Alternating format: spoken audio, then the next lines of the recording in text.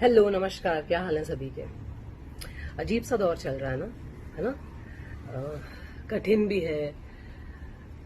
Economy, काम, ये lockdown, ये वायरस, ये आपस में इतनी दूरी, बहुत अजीब वक्त चल रहा है। और साथ में अगर ऐसी ट्रेजेडी हो जाए, ऐसी घटना हो जाए जो आपको बिल्कुल डरा दे, जो आपको बिल्कुल अंदर से ना एक बिल्कुल खौफजदा कर दे, तो और डिप्रेसिंग माहौल हो जाता है। मैं ऑफ कोर्स आप जानते हैं कि इसका संदर्भ सुशांत सिंह राजपूत के संदर्भ में मैं ये बात कर रही हूँ। लेकिन मैं मेंटल इलनेस और सुशांत के बारे में उन्होंने ऐसा क्यों किया, इस बारे में मैं कोई टिप्पणी नहीं देना चाहूंगी, क्योंकि मैं नहीं जानती थी कि उन्होंने ऐसा क्यों किया। इसलिए मैं उनको वो रिस्पेक्ट, वो डिग्निटी जरूर देना चाहूंगी, क्योंकि हम सब उनसे बहुत इंस्पायर्ड थे। टीवी के वो एकमात्र ऐसे शख्स थे जिन्होंने टीवी से निकलकर इतना बड़ा मकाम हासिल किया अपने लिए। ना सिर्फ बहुत उम्दा कलाकार किए, बल्कि बहुत कलाकार कह रही हूँ, उम्दा किरदार किए, बल्कि बहुत बहुत बहुत उम्दा प्रोजेक्ट्स किए। जितने उन्होंने अलग अलग प्रोजेक्ट्स किए, मेरे ख्याल से बहुत सारे टीवी एक्टर्स ख्वाब में सोचते हैं कि यार ऐसा एक प्रोजेक्ट, ये मेरा ड्रीम रोल है। उन्होंने तो कई सारे किए ऐसे। और इतना हासिल करने के बाद उनका मानसिक रोग कितना उन पे हावी था, मैं ये सोच के भी डरती हूँ। इसलिए मैं बिल्कुल इस स्थिति में नहीं हूं कि मैं उन पे कोई टिप्पणी करूं। लेकिन हाँ, मैं उन लोगों से इस वीडियो के माध्यम से बात करना चाहती हूँ जो मेंटल हेल्थ या मेंटल इलनेस, मानसिक रोग से गुजर रहे हैं, उसका शिकार हैं। ये बहुत छोटे लेवल से स्टार्ट हो जाता है, बचपन से स्टार्ट हो जाता है। A child can be mentally ill, a child can be his mind can be corrupted. दिमाग की परतों में कई बार ऐसी मैल जम जाती है जिसे साफ नहीं किया जाता। वो जमती रहती है और फिर एक खूबसूरत, टैलेंटेड, एक स्किलफुल दिमाग को पूरा मटमैला कर देती है। मानसिक इलनेस यही होती है। बचपन में पता है, हॉस्टल में मुझे हॉस्टल में डाल दिया गया था और मेरा बचपन पूरा हॉस्टल में बीता है।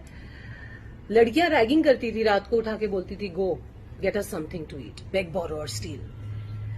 तब मन करता था जान दे दूं। घर से बहुत प्रेशर आता था कि नंबर लाओ, पढ़ाई करो, वरना जिंदगी में कुछ नहीं होगा, फेलियर हो जाओगे। रिलेटिव्स, ये वो लोगों से कंपैरिजन होता था कि उसको देखो, शर्मा जी के बेटे को देखो, फलाने को देखो, तुम ऐसे हो, तुम ऐसे हो। मन करता था जान दे दूं। अभी मैं देख रही हूँ कि हर कोई आपस में लड़ रहा है। एक तो कुछ भी होता है यहाँ हमारे देश में, या अच्छी चीज होती है तो लोग आपस में लड़ने लगते हैं। कोई दुर्घटना होती है, कोई ट्रेजेडी होती है तो लोग आपस में एक ब्लेम गेम करके जो चला गया है उसके साथ खड़े हो जाते हैं। लेकिन जो लोग हैं, जो गुहार लगा रहे हैं या जो बात कर रहे हैं, अपनी बात कहना चाहते हैं, उसको खूब ट्रैश करते हैं, लड़ते हैं, हेट, ब्लेम, ये सब शुरू हो जाता है। और हर चीज हमारे देश में पॉलिटिकल हो जाती है। कुछ भी हो, किसी के घर में कोई खाना बने तो उसका भी श्रेय या उसका दिस थिंग पॉलिटिक्स हो जाता है। और मैं ये कहना चाहती हूँ कि जब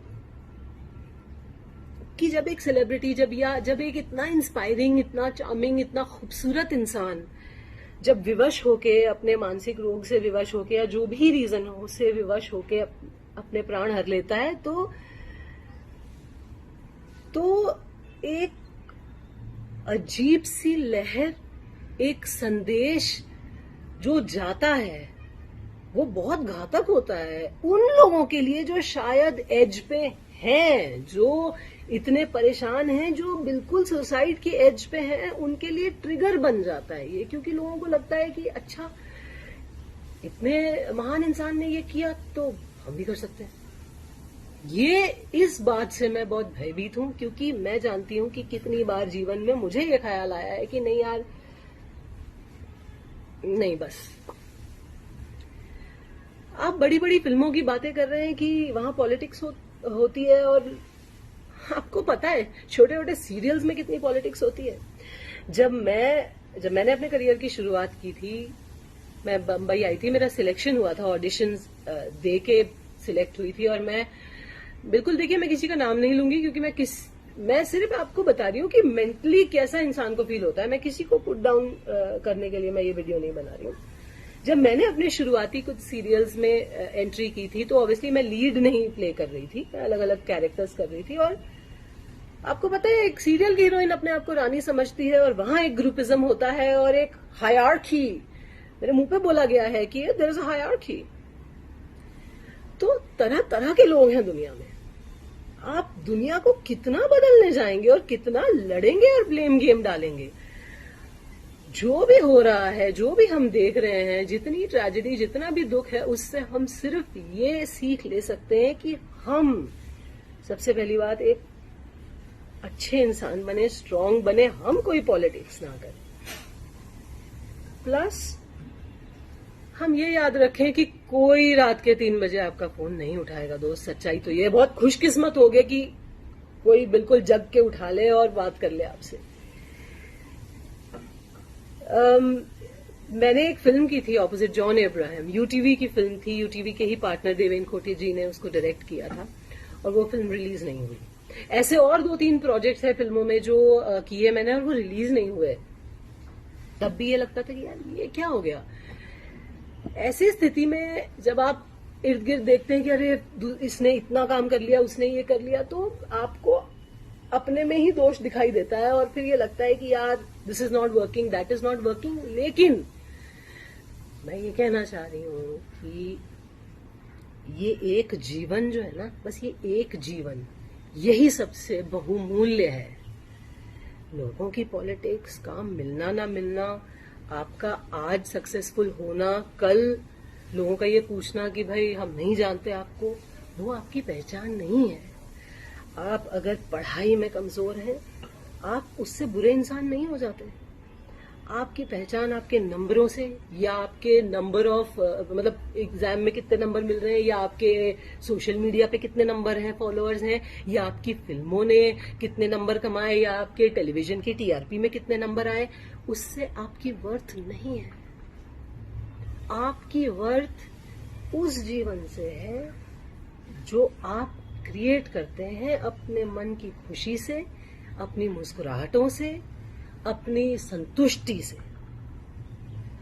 So all I'm trying to tell everyone here is that please love yourself, क्योंकि कोई मसीहा किसी को बचाने नहीं आता। आपको सब अपना हीरो खुद बनना पड़ता है। B the hero of your life, of your story. जो चला गया हम उसके साथ खड़े हो जाते हैं, उसके लिए खड़े हो जाते हैं। लेकिन जब कोई जीवित रह के गुहार लगाता है, बात करता है, उसकी हम नहीं सुनते। हम कहते हैं अरे कोई बच्चा अगर रो रहा है, परेशान हो रहा है, एंगर इश्यूज हैं बच्चे को, तो हम कहते हैं जिद्दी है, इसके चांटे लगाओ। पिट पिट के ही बड़े हुए हैं ना हम सब, है ना। हम ये मिडिल क्लास गांव के बच्चे, हम तो खूब पिटे हैं, टीचर्स से भी, पेरेंट्स से भी। तो जिंदगी फेयर नहीं है, और दुनिया बहुत जालिम है हर जगह। मैं ये नहीं कह रही हूँ चेंज होनी नहीं चाहिए, ऑफकोर्स चेंज होनी चाहिए, ऑफकोर्स काइंडनेस होनी चाहिए, प्यार होना चाहिए, इक्वालिटी होनी चाहिए, ऑफकोर्स डिवीजन नहीं होना चाहिए, मेरिट पे मिलनी चाहिए चीजें। ये इसलिए नहीं क्योंकि आप किसी के बेटे हो या किसी के कुछ हो, लेकिन हर जगह ये है। मंदिर में भी आपको कनेक्शन लगाना पड़ता है, तब वीआईपी दर्शन होते हैं, वरना 12-12, 24-24 घंटे लाइन में लगे रहना पड़ता है ना। स्कूल के एडमिशन के लिए डोनेशन से लेकर, अप्रोच से लेकर, कांटेक्ट लगाओ तब अच्छे स्कूल में एडमिशन होता है ना। ये सही नहीं है, लेकिन ये होता है। इन चीजों से, पॉलिटिक्स से, या कुछ लोगों ने, आपको पता है कितनी गंदी बातें मैं और मेरे जैसी बहुत लड़कियां ट्विटर पे देखती हैं, पढ़ती हैं अपने बारे में। आज सुबह मैंने पढ़ा, किसी ने ट्वीट किया था कि अरे तुम मर जाओ, नो वन केयर्स। ये लिखा था किसी ने और मैंने बस उस इंसान को ब्लॉक कर दिया, क्योंकि आपके हाथ में है, आपके ही हाथ में, कोई नहीं आएगा बचाने। कोई जो लोग कहते हैं ना कि अरे आई विल बी देयर, सब बिजी हो जाते हैं अपनी जिंदगी में। किसी को ये ख्याल नहीं आता कि अरे मैंने नहीं उठाया फोन या मैंने बात नहीं की तो ये इंसान शायद कुछ गलत ना कर ले। No one thinks like that. Be the hero of your life, be strong, love your self. अपने से ऊपर किसी को समझना नहीं, अपने ऊपर हावी मत करना किसी को, लेकिन छोटे बड़ों के आगे प्रेम और स्नेह समेत झुकना जरूर, है ना। लेकिन घुटने मत टेकना, never give up, never, because ये दुनिया वर्थ इट नहीं है कि आप अपनी जान दे दें। तो प्लीज कोई भी लोग अगर स्ट्रगल कर रहे हैं, जूझ रहे हैं, मैं इतना ही बोलूंगी कि मैंने ये सारी फीलिंग्स महसूस की है और मैं उसमें से उबर के आई हूं। कई बार अभी भी स्ट्रगल करती हूँ, जब तकलीफ होती है, दुख होता है, लेकिन उबर के आने की कोशिश करती हूँ। उबर के आइए, क्योंकि कोई और बचाने नहीं आएगा। Fight, fight, never give up. और एक चीज और मैं ये कहूंगी कि सुसाइड ना, लोग कहते हैं कि ये मत कहिए कि सुसाइड कमिट किया, क्योंकि कमिट करना क्राइम होता है। मैं ये पूछना चाहती हूँ कि क्या ये क्राइम नहीं है जो आपने अपने साथ किया? अपने किसी रोग में घिर कर आप उस रोग को मारिए, खुद को नहीं। उस रोग को मारने की कोशिश कीजिए, हेल्प लीजिए, प्रोफेशनल हेल्प लीजिए, मगर इतने सुंदर व्यक्तित्व को खत्म कर देना तो एक क्राइम ही हुआ ना।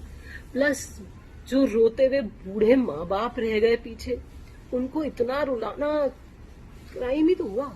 या जो भाई बहन, जब कभी उनका जीवन नॉर्मल नहीं होगा, वो रोज एक डर से उठेंगे कि यार हमें कोई कमी, वो अपने से पूछेंगे कि हम में कमी थी जो हमारा प्रियजन, वो क्राइम नहीं है क्या? जो एक संदेश आप अपनी हत्या करके दूसरों के दिलों में छोड़ जाते हो, जहां लोग बस अटकलें लगाते रह जाते हैं, क्या ये सही है? सही नहीं है ना। मत करना ऐसे, मत करना। You are not alone, everyone is fighting mental illness. किसी के दिमाग की परतों में मैल ज्यादा होता है, किसी में कम। बस यही वेरिएंट है कि भाई इंटेंसिटी का फर्क है। Fight, just fight. और बस मैं ये कहना चाहूंगी कि जो लोग इस चीज के साथ अपना उल्लू सीधा कर रहे हैं, वो हैव अ हार्ट, मत करो।